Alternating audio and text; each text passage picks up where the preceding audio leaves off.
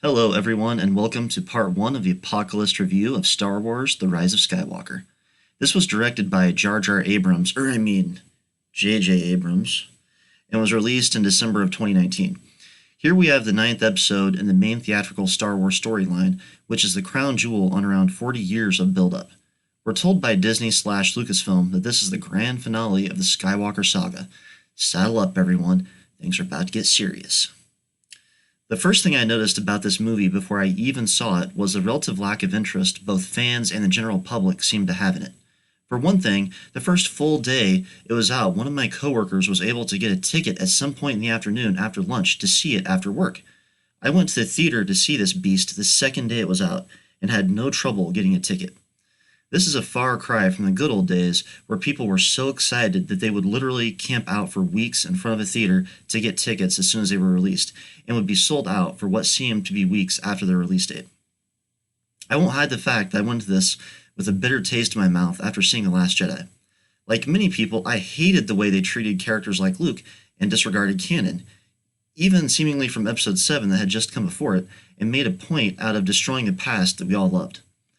And since they ended The Last Jedi in a way that made it seem like it was the end of a story or trilogy with little to no loose plot points that needed to be tied up, I will admit that I was actually interested in seeing where they were going to go next with this, with little more to work with, and the fact that they had announced a trilogy and were going to make a third movie because money, I guess. My expectations were low, which usually helps me to enjoy a movie because the lower my expectations are, the easier it is for the movie to exceed them. And trust me, my friends, my expectations couldn't have been much lower than they were.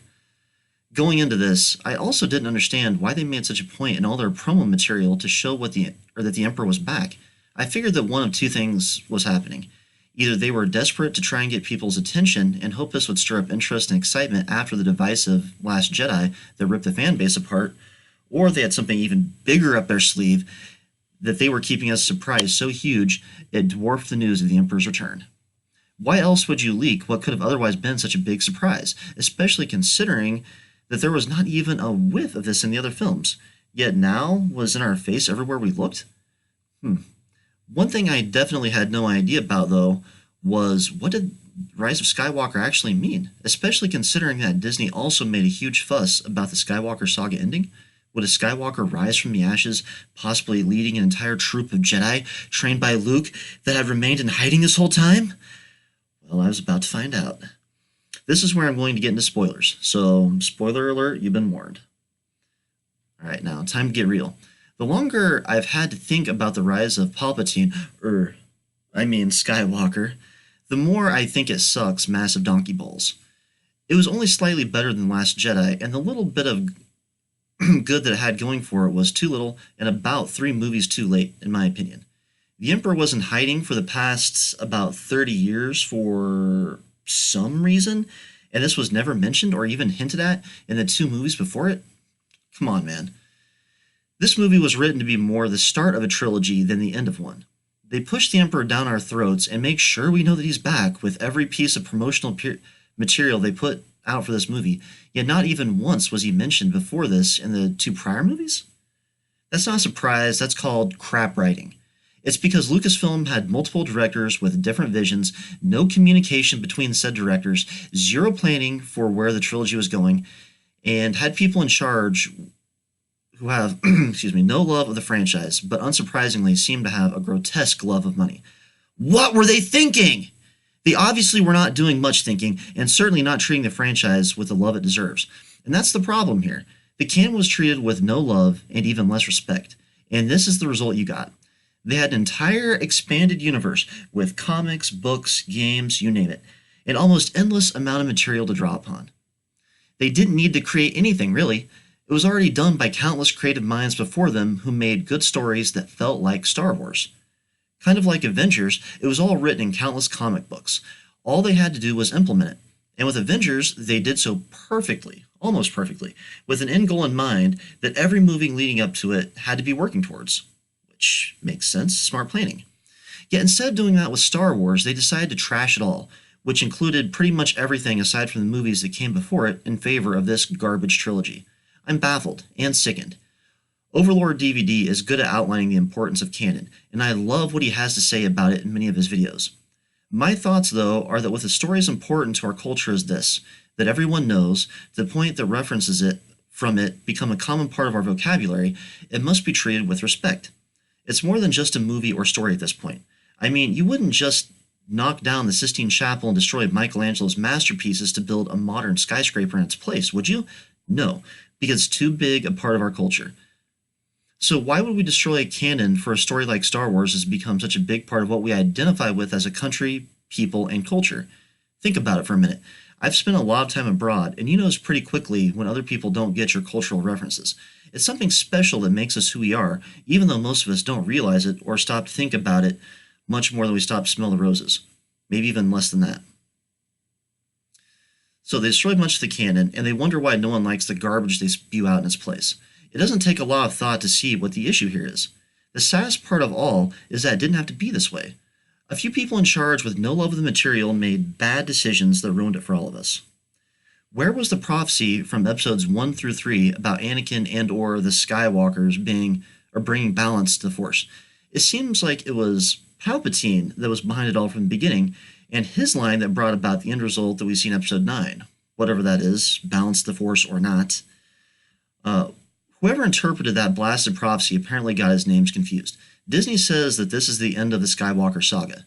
Seems to me more like it's a continuation of the Palpatine saga.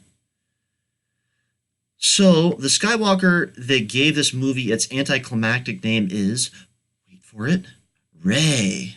And it's purely because she chooses to identify as a Skywalker at the end. What's up with this identifying as a Skywalker stuff? Why not just leave a Skywalker alive to carry on? Even if you want her to be the last ultimate Force user in the galaxy, that doesn't mean Skywalkers who are so lame they need actual training to use the Force can't still be around too. And while we're on Rey's identity, I actually thought it was a pretty cool twist that Rey ended up being the Emperor's granddaughter. I guess I was so convinced that she was likely a Skywalker or a Kenobi that her being the spawn of the Emperor's spawn never even occurred to me. So if we can just be whatever we identify as now, I guess that what we actually are doesn't matter.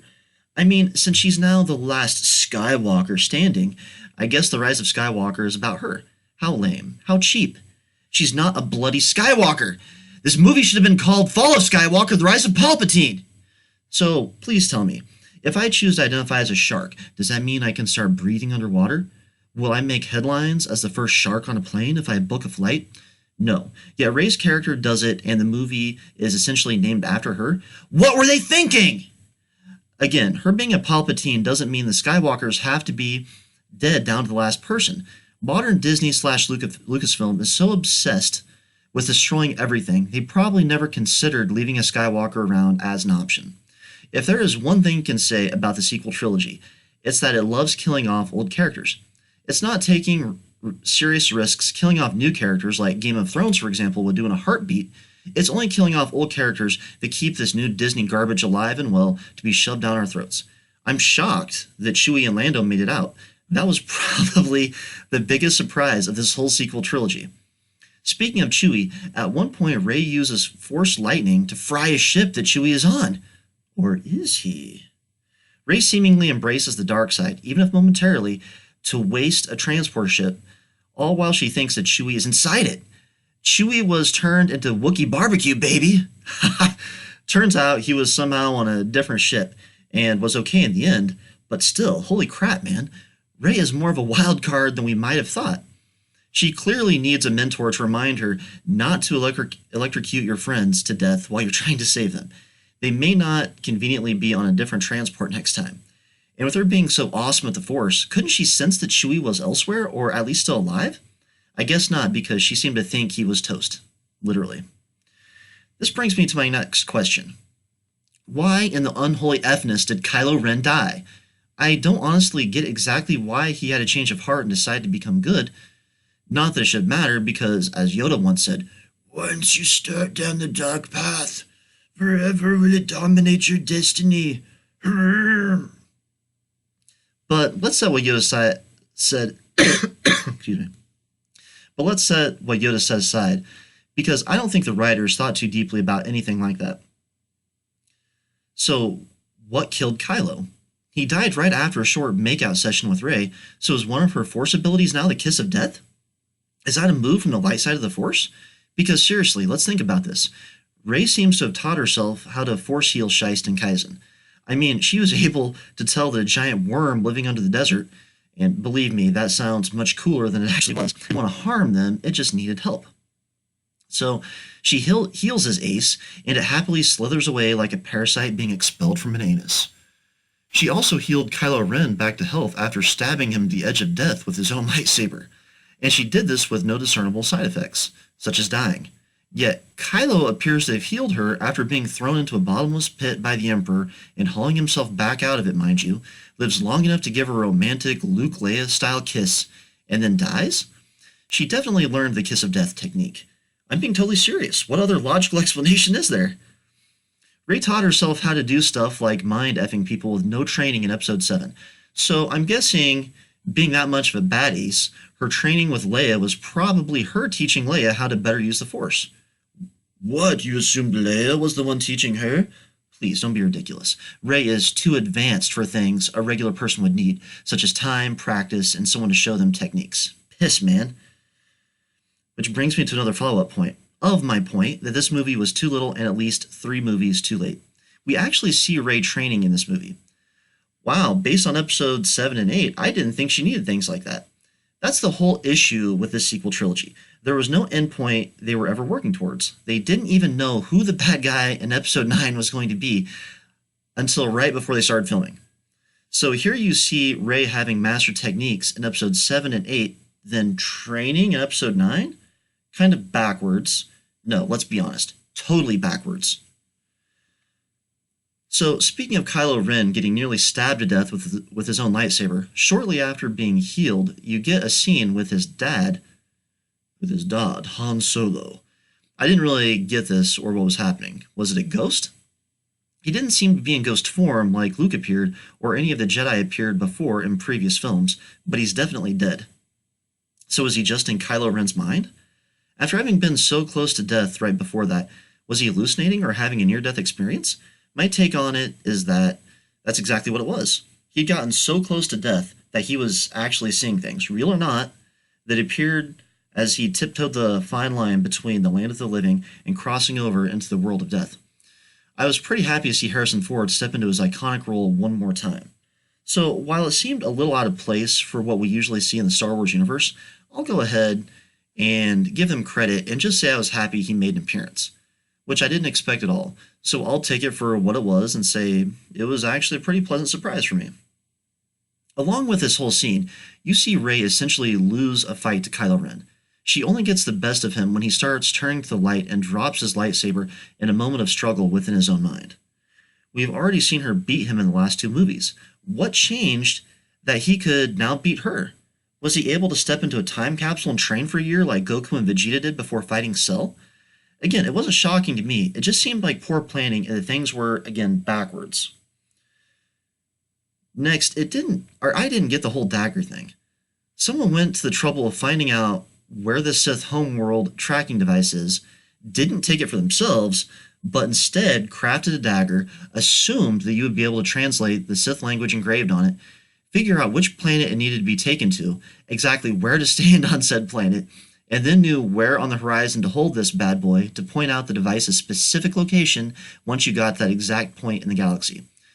When I was watching this, I couldn't help but feel like this was a fetch quest more suitable for a video game than a movie. Listen, I love video games, but I generally prefer them to be in video game form. This was so strange to me that I was actually cringing in the theater, almost too embarrassed on behalf of Disney and Jar Jar Abrams to keep watching. It just seemed strange to me. Were they thinking ahead with the idea that video games would be made based on this, so why not integrate the two to make things easier from the get-go? The writers did realize they were writing the script for a movie and not the video game adaptation, right? Who knows what the H they were thinking anymore. You may be saying to yourself, you enjoyed Jumanji, and that acted like a video game. What's the problem with Star Wars doing it? The problem is that Jumanji was supposed to be a video game adaptation, with tropes specific to what you'd see in a video game. Call it a video game parody, and you can either like or dislike it based on that merit. I personally liked it. But Star Wars is about space battles. It's a bloody space opera, as George Lucas himself called it, for crying out loud, and meant to cater to that type of audience, not the video game adaptation scene. It's not meant to be acted out like a video game or have those types of parody missions. Rey's supposed to be a real person with real-world, galactic problems. She's supposed to be confronting the dark side and learning to use the Force and become a Jedi, or a Sith should she fail, not be going on fetch quests! Alright, this concludes part 1 of the Apocalyst Review of Star Wars: The Rise of Skywalker. Thanks for watching.